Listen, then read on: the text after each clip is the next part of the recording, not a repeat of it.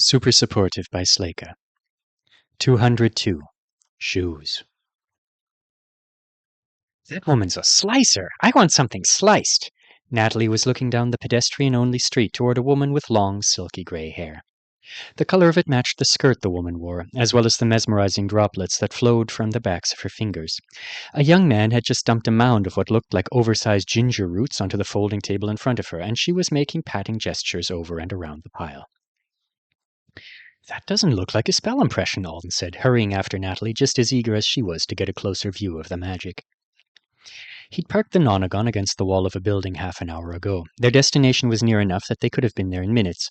But the Free Spell Saturday event was so much fun they weren't rushing. The Avowed offering free magical services were wearing system name tags that said so. Some of them had boots or were carrying equipment with them that made them more obvious in the crowd. Others were casually browsing shops or sitting outside cafes. Natalie hadn't activated her own name tag, but she had a barter thing going on. She'd brought homemade sweets in her purse to offer people as thanks for their talents. Alden wished he'd known in advance that this event was taking place, so that he could have thought of something similar. He couldn't even figure out how to describe his skill on his name tag to explain how he might be useful for amusing others. They reached the woman with the folding table and stood behind a taped line on the pavement that indicated her space requirements. She had already finished with the roots. They were black inside, and she'd cut them into tiny cubes. A pungent smell filled the air. The man who'd brought them was scraping them into a large, dark green box shaped like a Chinese takeout container.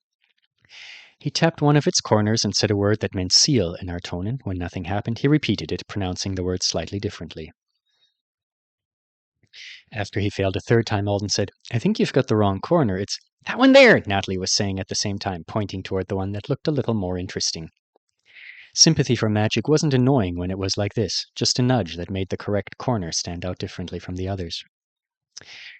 Some things that weren't even powerfully enchanted, as far as Alden knew, glowed and made him turn his head. He wondered if some Artonans thought that their fellow wizards would be too stupid to detect the relevant parts of their creations, so they responded by doing the magical equivalent of writing "press this one" or "caution," poking this part with your authority will break everything in neon orange paint instead of keeping it subtle and trusting the end user to figure it out. The man with the roots pressed a finger to the corner Natalie had indicated and gave the seal instruction again. The thick flaps that formed the box's lid folded over and melted together. "Rabbits?" he said. "Thank you, rabbits. Thank you, Nita. I will bring you the inker next week." What were those roots? And what is an inker? And what is Natalie doing with that chocolate-covered pretzel stick? "You want to see?" the woman asked, smiling at Natalie as she put the pretzel stick on the table. "If you don't mind." "You're new to Anisidora," Nita said, no doubt tipped off by Natalie's accent. "Welcome. And you also." She was looking at Alden with eyes almost as silver as Natalie's were gold. He thought he would have known she was an Avowed, even if he'd met her on the street in Chicago instead of here in Apex. A little appeal, a blue tattoo peeking out of her neck, of her shirt that looked more authentic than the decorative ones some people wore in imitation. Flawless light brown skin that made it hard to settle on an age for her, though something about the way she was looking at the two of them did make him assume she was oldish. "You're Mr. Matadero Party," she added. That's him! I made the turkey," Natalie announced. "I cook and Alden makes this amazing shield around things that keeps him safe. You can give him ice cream and then hit it with a blowtorch and nothing happens to it." "I do this," said Nita. "Step closer. It won't be dangerous with a pretzel as long as you don't put your hands in the way." They stepped closer, standing shoulder to shoulder, and watching as a bracelet she wore sent silvery droplets rolling down the back of her left hand again. When they reached her fingertips, she flicked them off, and as they drifted through the air, they trailed slender filaments that stayed attached to her skin. The filaments stiffened a moment later, and she made the soft patting motion over the pretzel stick. It fell apart into penny-thin discs. With a beckoning gesture from their owner, the filaments retracted, became droplets once more, and slid back toward the bracelet. "It's a slicer for sure," Natalie's face said. She was as delighted with the bracelet as Alden was. Neta's name tag did say slicing service, but that really didn't do her method justice. "It's your Meister tool?" Alden asked. He thought the chances of the bracelet being crafted by a Wright were slim, but if she said she had a bunch tucked away for sale and they could be used by anybody, he'd be happy to be wrong. "Yes," she said, "small but mighty. I don't think the system is satisfied with how I've grown into it. I haven't heard of it giving anyone else one, and I once had a wizard ask me if I really couldn't make the strands longer. But I like them just as they are. I don't think short claws are such a problem." Natalie gifted Netta a fresh pretzel stick. They purportedly tasted like a friend smiling at you or a hug, depending on who was describing it. I've never tasted a smile before, Alden hinted as they left. They were walking past a table full of vocal brutes who were sipping tea from tulip-shaped glasses while their name tags offered free songs and sound entrapment. Not many people have. Natalie tucked the bag that held the pretzel sticks back into her purse. Are the chocolate pretzels vegan? He asked. No, I'm sorry. Nice. Okay, not lies. The ones she just put in the purse weren't, but he had caught a glimpse of a smaller bag with a single pretzel stick in it, and the gremlin was cool with that one. I should take a picture of your face and send it to Amelija and Hadiza, she said. You're becoming cold and evil. They teach you to be mean in culinary high school. Weren't you just bragging that you killed a teacher? It was a fake death, and Klein had been breaking our legs for hours. She started to say something else teasing. He could tell she was going to by the look on her face. But before she could, they were both distracted by a shadow overhead. Alden looked up to see two long swaths of fabric, one red and one yellow, undulating through the air. They danced around each other for almost a minute before tying themselves into a big bow and drifting down to hover above a man with raised arms. His name tag read, Free Object Shaping. Natalie and Alden watched a family of 2 teens and 2 adults talk to the shaper briefly. When he nodded, they all climbed into the hoops of the bow together for a photo. That would be a fun picture, said Natalie. Do you want to? Or not, I guess. A crowd was already gathering around the shaper. Alden didn't know what he would do with a picture of himself sitting in a giant bow, but she sounded disappointed. I don't mind waiting if you want to. It's all right. There's so much else to see. She was right about that. They passed a woman who was offering free pain relief and repair for injuries that were too minor to even bother going to a dispensary for. There weren't many places in the world where you could find a healer enjoying a day off by watching her adjust her sister roast chestnuts while people strolling by asked to have the ouch taken out of burnt tongues and hangnails. A ride was demonstrating what went into making an electrical appliance run on enchantment, and a group of brutes, adjusters, and shapers were speed beautifying a couple of storefronts. Watching them work was better entertainment than a lot of the actual street performers. There was even a sway who looked only a few years older than the two of them, offering free self-control to procrastinators. The woman talking to him was telling him that she wanted to throw away some of the junk in her apartment. Lobsters, Natalie said suddenly. Where? Alden looked away from the giant bubble he'd caught and preserved a couple of minutes ago. Someone was making them and sending them down the street. They seemed to be good old-fashioned soap bubbles rather than something magical. I just realized I might have to kill a lobster for one of my classes next quarter. You're right. The culinary arts track is more violent than the hero track. Do you have to even if you don't want to? I don't know, she adjusted her purse on her shoulder, but I don't actually mind doing it. If you're willing to eat something, and some celebrations are about the meat being, fresh, on other planets, what if I'm the person who makes the condiments of a traditional Artonan hunt? Or I get to visit a bunch of lorch when it's night of emergence, when those little fish-looking things climb out of their burrows? You'd eat one of those? Her smile was hesitant. Would it bother you if I said yes? Probably. Lorch are very serious about some traditions, and I wouldn't want to offend whoever had welcomed me to their village. If Alden recalled correctly, Lorch stabbed those things with a pair of pointy sticks as they crawled out of the ground by the thousands, then gorged themselves on whatever was left of the previous emergence while they prepared the new ones for storage. I don't want to be invited to that event, he said, but it's fine if you do. She looked more pleased with that answer than he thought she should. Don't worry about what I think of your alien tasting plans, Alden told her. As long as you have fun and stay safe out there, running around in the dark with a pair of stabbing sticks. Everyone needs goals.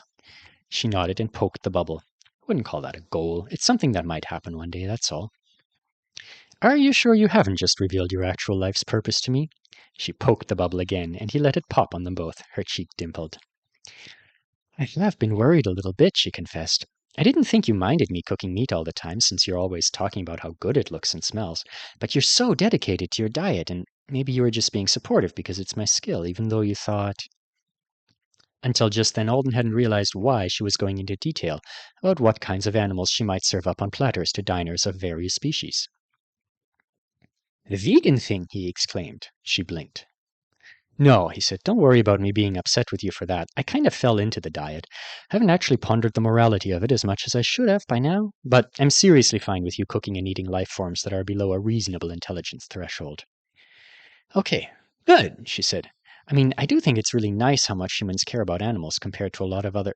Right? It's one of the better things about our species, in modern times and most places anyway. So, about those lobsters, you do what you feel right about, and then enjoy eating them, without me.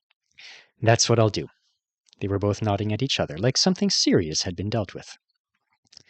Sorry for not catching on to what you meant faster. That's the place we're going, isn't it? Alden nodded toward a restaurant. The people exiting had their food in bags with the logogram for meal on them.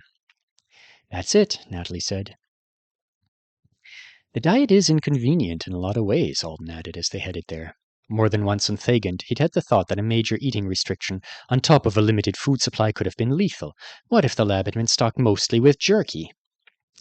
But it's been positive for me and others. I've tried so many new foods because of it, and a lot of them are way healthier than what I used to eat. And delicious.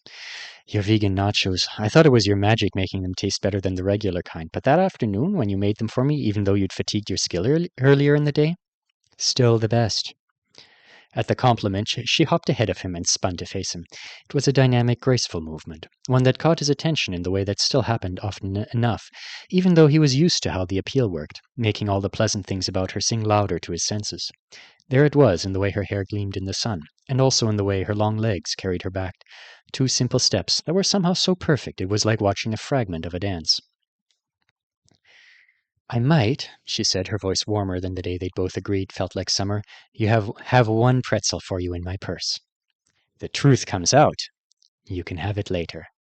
I have to wait. You do. I want you to actually enjoy this place, not be distracted by what I made. She pushed open the door and they went inside.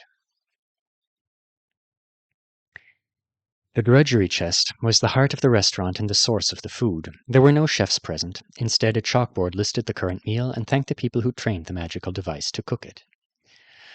Alden and Natalie watched through a series of windows as knives chopped vegetables and then slid themselves onto pans, and as pans traveled to ovens, bouncing slightly like the person who the drudgery chest was mimicking had had a spring in their step. An oven door opened and closed, a ladle dipped itself into a bubbling pot, and honey drizzled out of a bottle onto chunks of feta cheese. A couple of people did help the kitchen out by supplying it with ingredients, but according to Natalie, it could go on cooking this meal for a week with only the resupply and occasional troubleshooting of things like dulling knives or drifting pans. Then, when the owner was ready for it to do something new, it was retrained with an entirely different menu. 6 Argold bought a meal. There were no substitutions, and everything was served in carry-out containers, even if you were eating inside at one of the booths of the human-run coffee bar. There were multiple small dishes included, so Alden traded his feta for one of Natalie's pitas while they talked about how full their new lives as residents of Apex were. She didn't want to discuss the night of the disaster and what had happened. Alden was more than fine with that. Instead, she told him about some girls she knew who were planning to break the record for making the world's longest noodle, and they shifted to school drama. He told her about Winston when she asked if talent development had stupid conflicts like arts. She brought up Lute and Emilija, and he was prepared to offer the opinion that Lute Velra deserved a much better reputation than he had, but before he could do that, she suddenly leapt from the 2 of them to him. You've never mentioned it, she said, but did you have a girlfriend before you got summoned and everything happened? Alden was surprised by the question, but maybe the surprising thing was that she hadn't asked before. After all, people who'd only just met you asked you things like this sometimes. No, he said, I've never dated anybody.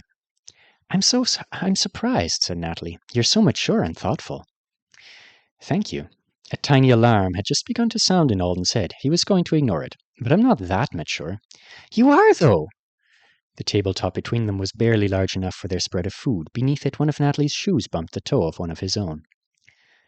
That, thought Alden, could have been a friendly toe bump, the kind of thing you do for conversational emphasis, like a fist bump with feet. Most people would have probably bragged a little about having a commendation or shown it off, but you didn't mention it in intake at all, not even when that guy Paolo brought over our apartment said he wouldn't mind getting stranded somewhere if he got full pay and an apology fee.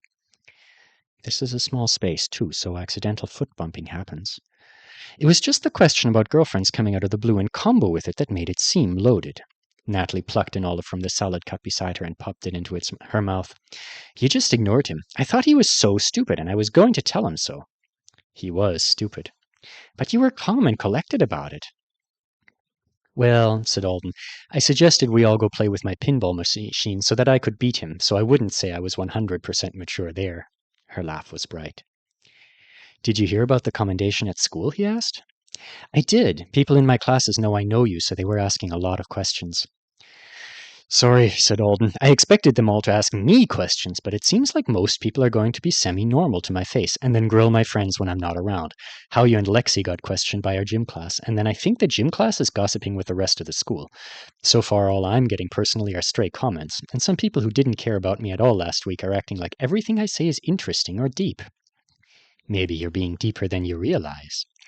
I don't think I am. There's this one guy who says I'm deep even if the most ridiculous crap in the world comes out of my mouth. I wonder if he thinks I'm scoring him on how many times he says it. You know, for the special commended person report I send to the triplanets every evening, letting them know which Selena North students are the best. Natalie gasped dramatically and put a hand to her mouth. The rumors are true. How's my score?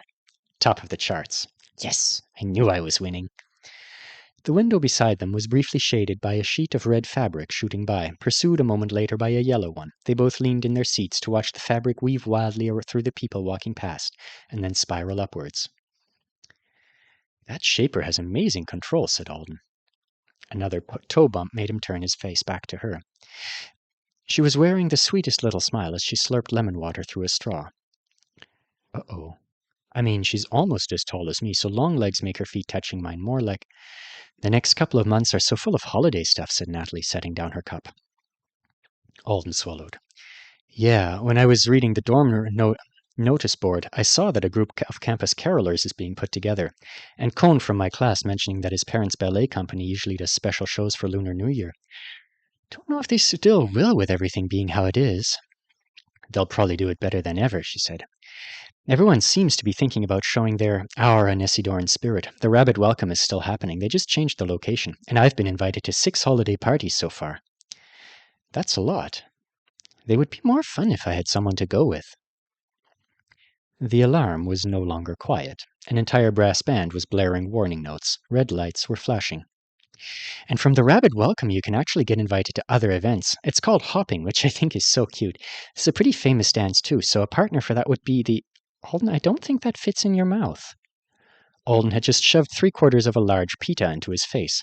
There was a brilliant, subtle way to give himself more time to think before answering, according to the panicked doofus that had possessed his body for a couple of seconds. Natalie looked disturbed. I am the suavest man alive. Alden winced, slapped a hand to his mouth, and tried to chew. The things a person mentally typed into his internet search bubble while he was trying not to choke on or spit out a massive gob of dry pita in front of a girl whose toe bumps were almost definitely, probably, 99% likely to be flirting, those things shouldn't be held against a person, in Alden's opinion. How to say no to going out? What is dating really? What is dating for teenagers? How do I know if I'm already on a date? What do I do if someone ever tries to kiss me? Specifically, what do people do with their tongues? Will my friend hate me if I pretend I don't know she wants me to go with her to a bunch of holiday parties? How many dates before you become someone's boyfriend? Percentage of 16-year-old human males who don't want to have sex today? How to swallow bread? He wasn't even reading the answers to any of these questions or clicking on links. Despite his ill-considered decision to shove the pita of delay into his face, he wasn't actually a socially hopeless mutant. He could figure most of these out on his own well enough to function under normal circumstances. Do you want some of my water? Natalie asked, holding the cup toward him. He shook his head and tried to smile at her while his jaws worked. Wow, Natalie Quire is asking me to ask her out, I think. She was, even now that he was used to her, delightful to be around. And despite him wanting to be above and beyond such thoughts, some dumb part of his psyche was preening because it believed that an extremely gorgeous girl or guy liking him meant he was winning at... Alden wasn't even sure what. What even is that? It's not like this is something I was going for. And it's so bad that it's happening because what if I hurt her feelings? What do I do? How much do I say? And even more soberingly, if he'd wanted to dip his feet into the world of dating right now, this afternoon, what came next? When did a boyfriend reveal he was a wizard? When did he warn someone about that, and everything else that went with it? Probably sometime after I actually figure out what the everything else includes. So maybe when he was 30, the primary seemed to think that was a good adult age. Wait, he didn't even ask his own spouses until his sister... Why did you try to eat so much at once? Alden shook his head. Did I freak you out? I freaked you out, didn't I? Alden shook his head harder. I did! He waved his arms in denial. Natalie waited for him to speak. He ended up having to motion for her water after all to make it happen. Oh my God, Natalie, he said when he finally cleared his mouth. I'm so sorry. I'm an idiot. I'll get you another water. Her smile was awkward. I thought maybe you were asking me out, he said. The words sounded crazy once he'd spoken them. He suddenly doubted them, despite all the evidence in their favor. So his face was burning hot. I loaded up on carbs? She blinked at him, and then her smile widened, and her chest started shaking with a suppressed laugh. Alden groaned. I told you I wasn't that mature. It's my fault, said Natalie. Should have mentioned us going to one thing together instead of so many. And the dancing was. Natalie, I'd love to keep hanging out with you, but to be honest, I'm not in a great place right now for something more confusing than just us having fun together and getting to know each other better as friends. Confusing? Alden could probably have just said he wasn't ready, that he was still recovering from the year he'd had, leave it simple and nonspecific, but he thought she deserved more. Can we talk about other stuff until after lunch? He asked, looking around the busy restaurant. I want to tell you some things that are a little personal. The Nonagon would be better for that kind of conversation. Hovering above Apex, legs dangling over the edge of the Nonagon, he told her more about Thagan than he had before. Not as much as he told Lexi and Howie the other day. But that was only because he didn't want to make the conversation all about him, and a full recounting definitely would do that. He told her enough to explain that he wasn't settled back into his life yet, even if he did an okay job of faking it. He brought up the fact that he was still back and forth to the Triplanets, seeing a mind healer and focused on fighting personal demons. I'd be an awful person to date, I think, he said, trying to keep his voice as light and friendly as he could. She did seem more subdued than he wanted her to be. At least for now. Please don't hate me. I don't hate you. Or deprive me of your guacamole, or send Emilia after me. He bumped her shoe with his own. His stomach clenched when he did it, and his hands tightened on the Nonagon's edge. He wanted to do something to show her he really thought she was great, and he wasn't just saying, let's be friends as a brush-off. But what if it was the wrong gesture? She looked down at their feet for a second, then swung hers to bump him back. He let out a breath, and she released a sigh of her own. I didn't think you were into me until recently, she said, because you didn't act like you were most of the time. You didn't seem to notice me as much as a lot of people do.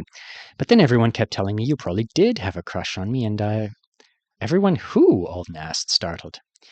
Hadiza and Paolo, my mom and dad, and one of my aunts, and a lot of other rabbits from intake. That's so many people. What, your parents too? I don't even know them. I mentioned you on calls home. Alden was perplexed. Was it because I hired you to cook for me? I think that was it for my mom. She couldn't believe another teenager would pay me that much. She thought my rates were too high. I would pay you more this week to prove to any doubters that your rates were completely reasonable for a professional of your caliber. I told her you were rich, hungry, and interested in fitness. My dad was different. Nat, you're such a sweet girl, but I want you to listen to me when I tell you there's no way a boy his age is acting like your friend without a reason. Alden wrinkled his nose. I should have said, yes, I know his reason, and that reason is my guacamole. He laughed. Instead, I started thinking they must be right, she said. I thought, you're so nice, and we always get along so well. And if you were just being shy or patient, then it was... But it turns out you weren't. The cheer in her voice was forced. They were both wearing their almost matching sunglasses again. He pushed his up onto the top of his head and looked at her without them.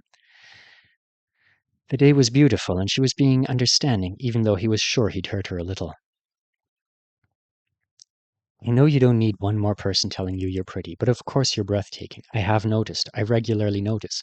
Hot people don't really trigger... He couldn't find an unembarrassing word fast enough. Where had all the unembarrassing words gone?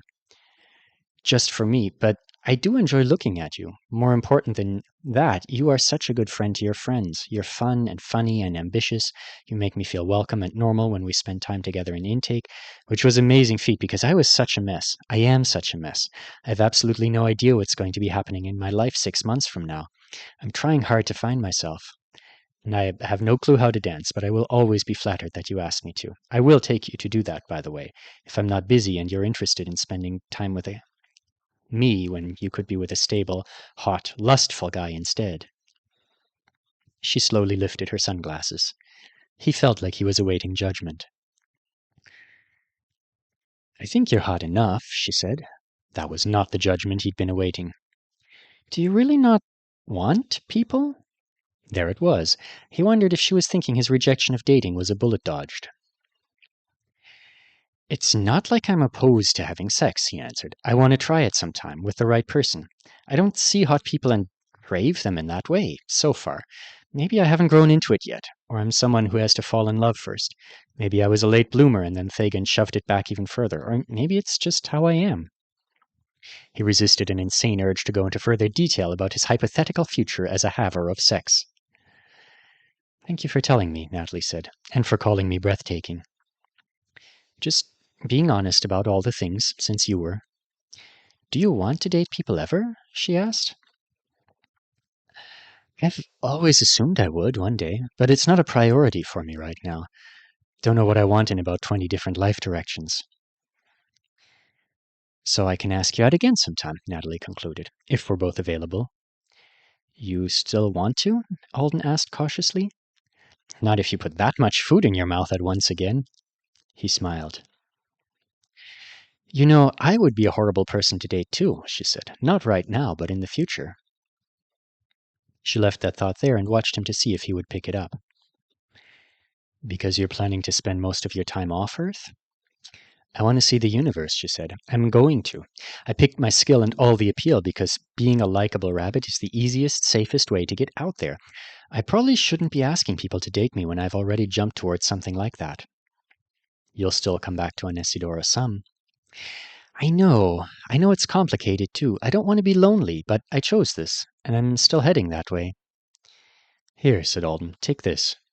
Natalie reached up to touch her interface. You trying to pay me to cook for you again? She asked when she saw the Argold he'd sent her.